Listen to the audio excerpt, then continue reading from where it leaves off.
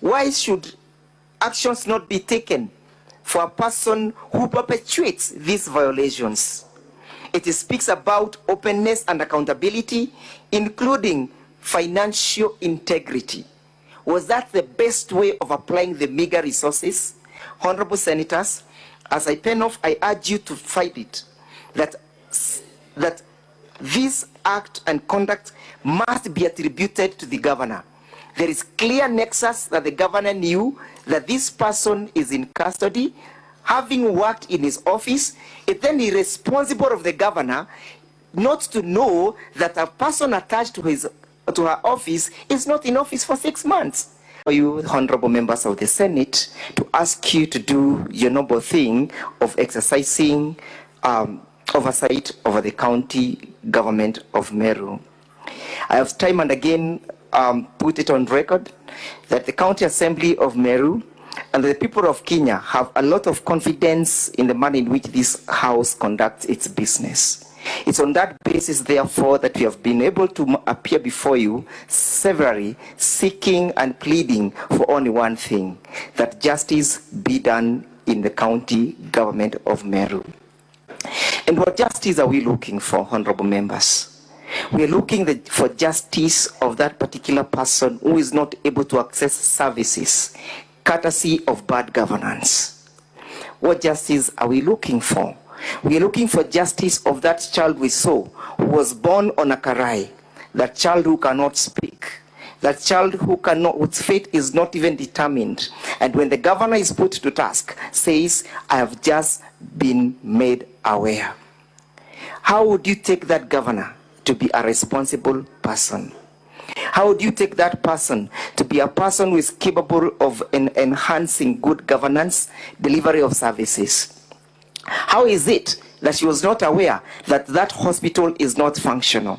How is it that she is not aware that that hospital or dispensary has a functional maternity wing? She takes no bother to confirm why the hospital was not functional as at then. Even having been made aware as at yesterday, she still says, I am not aware. Is that the governor who is capable of running the county? Is it really the mistake of the part of the county assembly? Or is it the county assembly being invited by the misconduct and the misdeeds of the governor? Can the county assembly of County sit pretty and watch things go south? Isn't it their responsibility to exercise oversight over the performance of the county government? Are they wrong when they invite the Senate to help and assist and facilitate the operationalization of the oversight function? That is all what we are asking for. That is all what we are asking for. If we were in the UK setup, this house qualifies to be the House of Lords. It's a House of Lords because it's capable of determining where the truth is and where the lie is. Evidence has been led from the county assembly. Grounds were approved by the mover of the impeachment, that it is true the governor has transgressed and violated the constitution.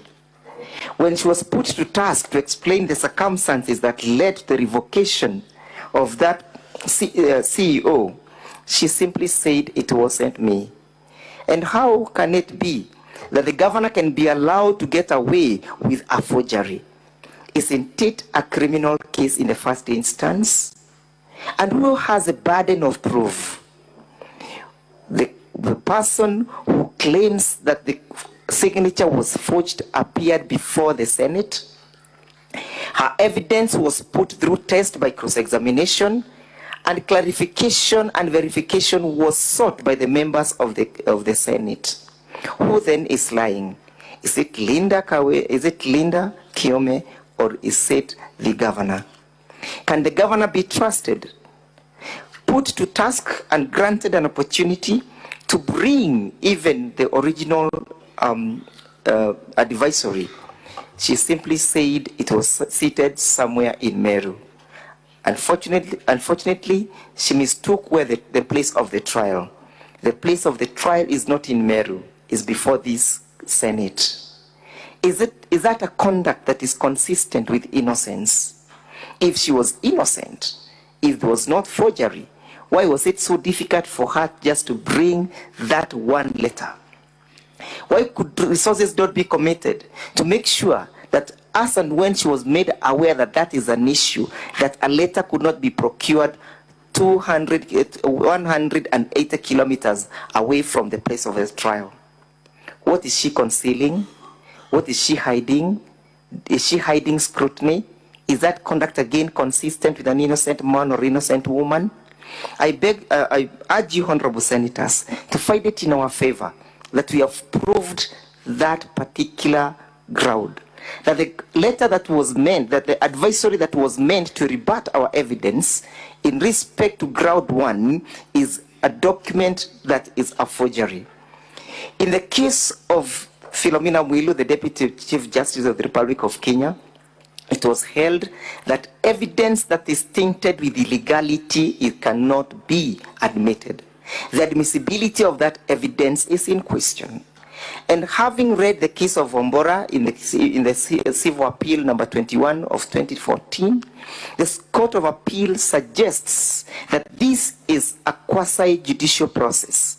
And it being a quasi-judicial process, the rules of evidence plays a fundamental role in the manner in which the admissibility of document is concerned. I sought leave of this House to have the document placed on record. They took no initiative. Why? Because they wanted to conceal the lie. They wanted to conceal the offense of perjury. They could not withstand the embarrassment that a signature was lifted. It matters not whether the governor is an IT guru. It matters not whether she is techno-savvy. It matters that a document was brought before you that is as a result of a forgery. We seek that you find it in our favor, that that particular ground was not defended, it was not controverted, and that the ground suffices to meet the test laid down under Article 181 as read together with Section 33 of the County Government Act. And then what is the threshold in terms of that particular charge? The threshold is that of, it lies between